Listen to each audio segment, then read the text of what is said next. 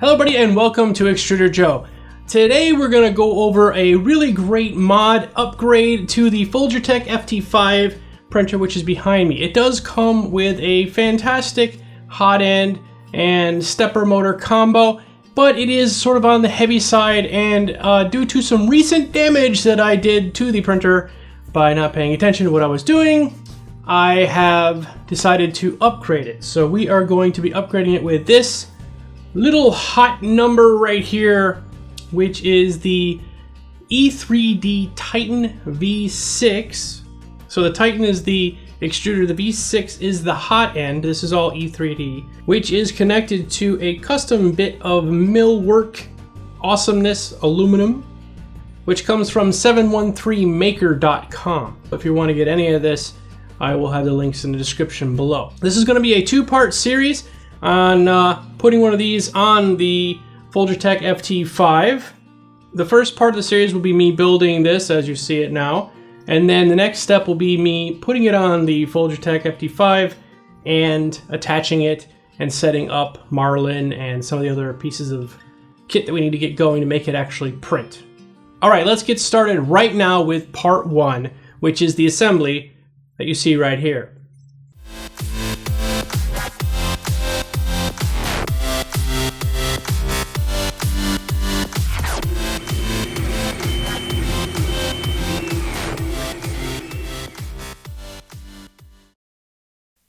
The three pieces you will need to start are from three separate sources. You will need a Nema 17 pancake stepper motor, the front bracket from the 713Maker kit, the extruder body from the E3D Titan kit. First step, attach the steel pinion gear to the shaft of the stepper. For alignment purposes, use the body of the extruder on the motor and use the large plastic gear as an alignment device. Align the notch from the extruder body with the base of the 713Maker bracket. You need to make sure that the pinion gear height is flush with the surface of the plastic gear. Now let's permanently assemble the extruder. Set the bracket on the face of the stepper motor and align the holes with the stepper. Place the extruder body on top of the bracket, aligned once again with the base of the 713Maker bracket. Next, take an M3 x 12mm screw and put it through the body of the extruder into the threaded hole of the stepper. You may tighten it all the way once you verify the other holes are lined up. This screw will become inaccessible later on once the E3D V6 hot end has been installed.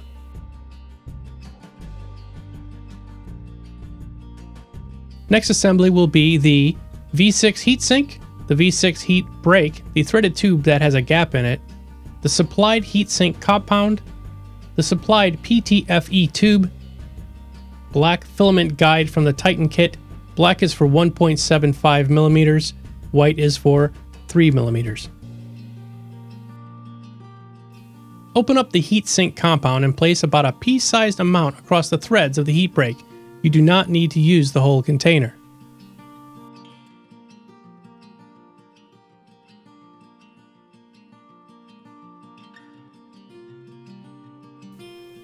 Thread the heat break into the heat sink. The gap should be at the bottom and not inserted into the heat sink.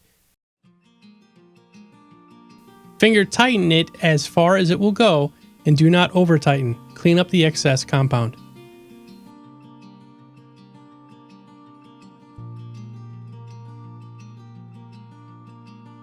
Insert the PTFE tube into the other end of the heatsink. You'll be cutting the tube at 16mm measured from the end of the heatsink.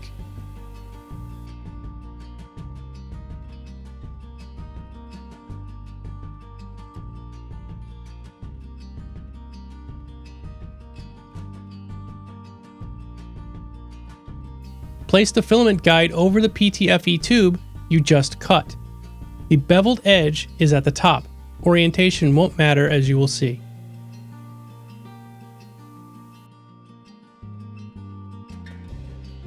Slide the assembly into the body of the Titan.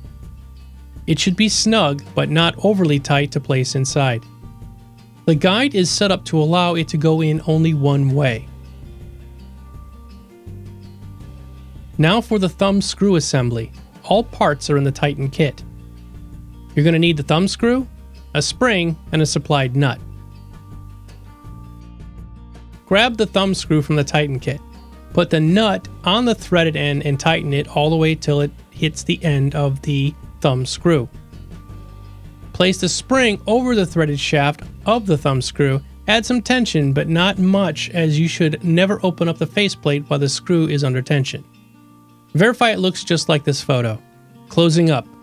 Place the cover for the Titan on the body and align the holes where the word Extruder is at the top right and E3D is at the bottom. You will now need 3 35mm screws and 1 25mm screw to attach the cover to the extruder. The 25mm screw goes in the bottom right hole. This will not go all the way through to the stepper. The other screws will go in the rest of the available holes in the stepper. Once all the screws are in and aligned, you may tighten these down snugly. Attaching the hot end. You're going to need the heater block, the nozzle, the heater cartridge, and a thermistor, plus all of the small attaching hardware used to attach it to the block. Place a nozzle into the heater block and tighten it all the way down. This must be done first, as the height adjustment is based off the nozzle being all the way into the heater block.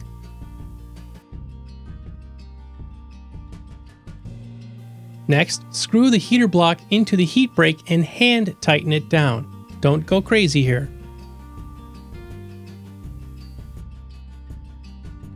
Install the thermistor and use a set screw or screw and washer depending on your kit into the block. Install the heater cartridge with the supplied screw by clamping it down on the back side of the block. The next video will show you how to install onto the FT5 and make all the connections. I just want to let you know that I bought this entire kit. None of this was sent to me by anybody. So I'm going to be giving you my unbiased review at the end of all this, see how this works compared to the stock one. I do have a code for the Folgertech FT5 or anything you want to buy on Folgertech's website. I want to let you know that I get no compensation for that. That is just something that I worked out with John Folger so that you guys could get some savings if you wanted to get that printer or anything else you wanted to get for the Folgertech series or lineup.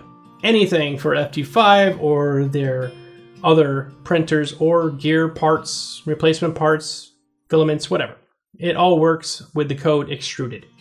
Thanks a lot for watching, everybody. I hope you found this informative and helpful. We will see you all very soon for more upgrades and great stuff for the Folgertech FT5 and more 3D printing excitement. Thanks, everybody. We'll see you soon.